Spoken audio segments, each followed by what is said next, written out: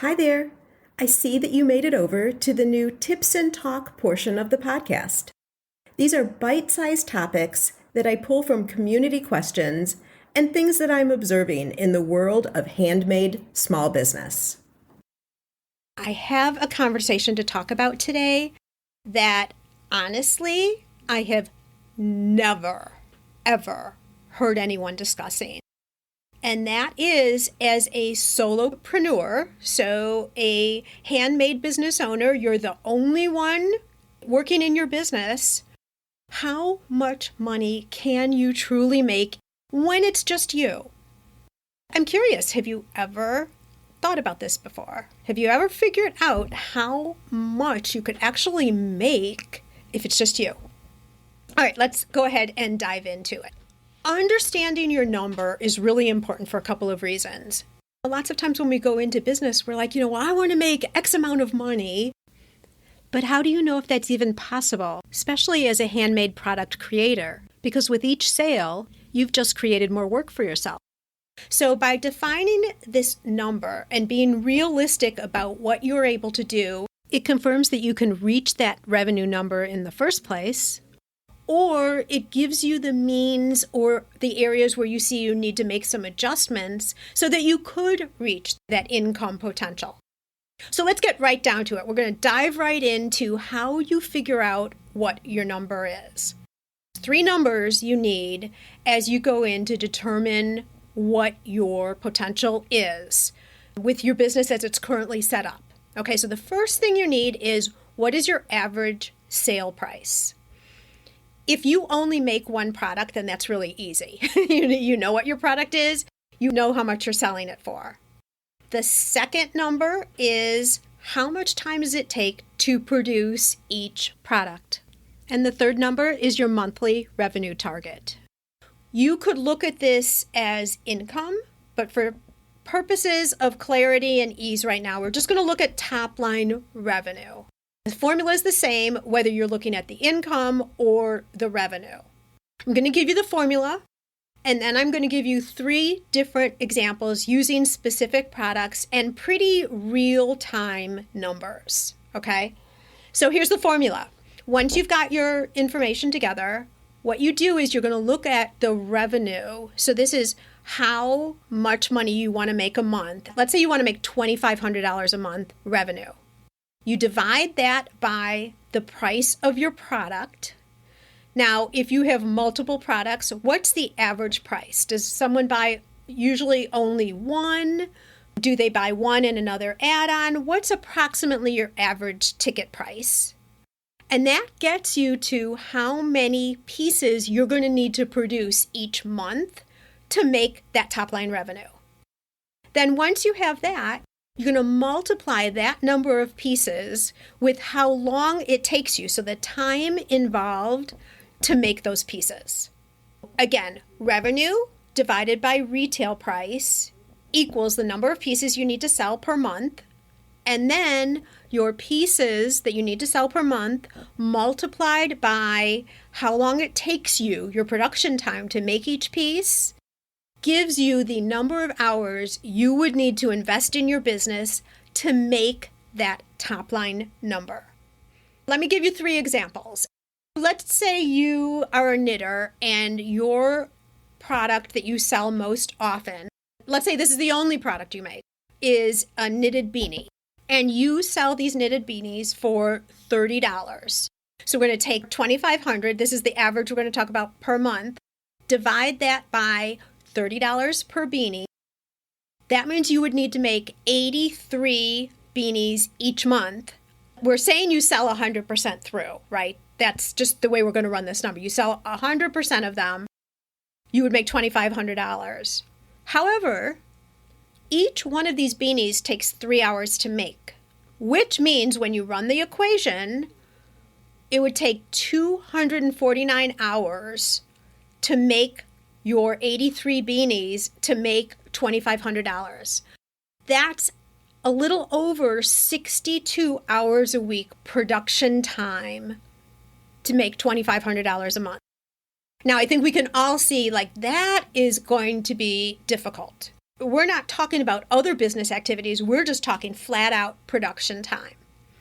So if you run numbers and you find you're in a situation like this where it's just completely unrealistic that you would be able to put in production time like that, don't despair. It's a good thing to know, because then what you can do is add more products into your product line. So some of the purchases are going to be higher priced items, which means it would bring up your whole overall average price, which consequently, if you walk this through, means you need to produce less to make the 2,500, to make it more realistic. Okay, let me give you my second example. So that was the first example with the knitted beanie. Second example, let's say you do wooden signs. Maybe you paint them, maybe they're engraved. Again, I'm going to use the 2,500 as your monthly revenue target. You sell your signs for $20. 2,500 divided by $20 gives you $125 each month that you would need to sell. Each one takes an hour to make, so that's 125 hours of production time each month, which breaks down to, again, a little over now 31 hours a week. That's a lot. That's almost a full-time job too, right? So something to consider as you're looking at what is actually feasible. What could you actually really produce to make that goal of the 2,500? In this case, maybe you can get your production time down by batching, so you can produce more. Maybe you can get it so that one of your wooden signs doesn't take an hour, but it only takes 40 minutes. Maybe you raise your prices, things like that, okay, to affect the numbers so that you can bring in the revenue that you're trying to reach. Third example is, let's say you make soap. We're sticking with the 2,500 top line revenue that you're trying to make a month. You sell your bars for $7.50 a bar. Running the math, you would need to make and sell 335 bars each month. But you can make 20 bars at a time, and we'll call that a batch. And so if you divide the batches into the 335 bars for the month, that's 16, call it almost 17 batches. It takes 3 hours to make a batch. That equates to 50 hours a month, which only equates to 12 and a half hours a week. Now that feels really reasonable. Production time, 12 and a half hours a week to make $2,500 a month. So this is the formula that you would use to figure out if the revenue that you want to make within your business is realistic with you being the only person doing the production. This number is really important because as we start out in our business, yes, it's easy to start your business. You make something, people want to buy it, so you get started, you get your pricing in line. But what about the production time? Is it realistic to meet your revenue goal? Here is the way for you to figure out if it's achievable based on the time requirements. But if you're seeing that it's not, don't worry, don't stress out, because there are different ways that you can affect the numbers so that it is realistic. Again, the formula, just to summarize it one more time, is you take your overall revenue that you want to make in a month. For these examples, I've used $2,500. You divide it by the average retail price of your order. If you make only one product, then that's how much you sell that one product for. If you sell multiple products, it's the average ticket price across all of your product ranges. That gives you how many pieces you need to make each month. Then you multiply those pieces by the number of hours it takes to produce those pieces. And that gives you the total hours that you would need to be working each month, calculate it down into the week, to achieve the $2,500 in top-line revenue. Now, of course, how much time you have to devote to your business each week depends on, are you also working a 9 to 5? You're in a full-time job? Do you have children's activities that you are managing through and obviously is a priority? Only you know how much time you can actually devote, but this gives you a realistic view, as I've said. Then, once you know if what you're trying to do is realistic, then there's opportunities to tweak. This helps you figure out if you should increase your prices on existing items, if you should add some higher priced items to the mix, and if you should include some other items that don't take any production time at all.